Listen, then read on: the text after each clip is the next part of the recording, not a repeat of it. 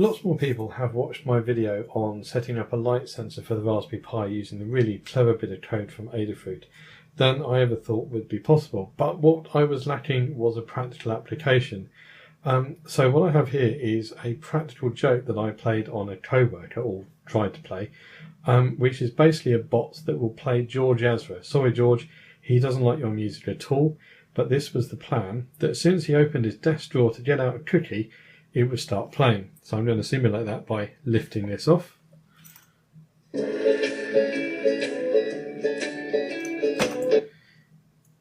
And it starts playing. In fact, it should actually pause and then start playing again.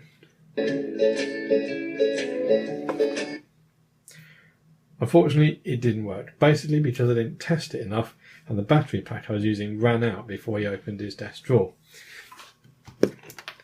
I've been doing it with plugged in rather than the battery pack, so I can unplug it and then show how it works. Now I'm still using a light dependent resistor, and it's here, carefully hidden on the pattern on the top of the box. And then inside is where all the magic happens.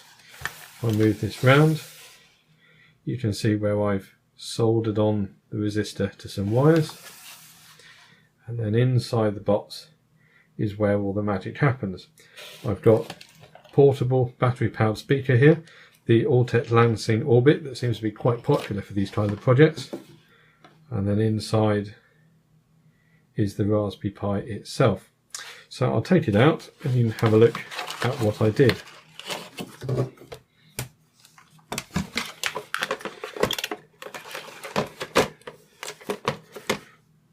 Basically, once you get the Pi out, ignore the Arduino Nano, that's for another project. We've basically got just the same as what we had before.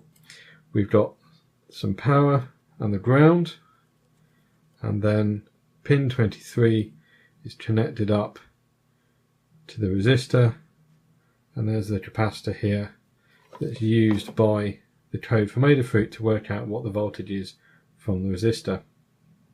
Essentially, it's a Python script. I'll put the copy in the show notes, and you can take a look to see how it basically looks to see what the light levels are and then plays the music when it hits above a certain threshold. Actually, Python was surprisingly good for this. I was able to set it to play and then immediately pause, and that's why it keeps playing from where you left off as soon as you open the drawer or show some light. Of course, crucial to this being a practical joke was I needed to leave it in his desk drawer where he wouldn't notice it until he came to open it.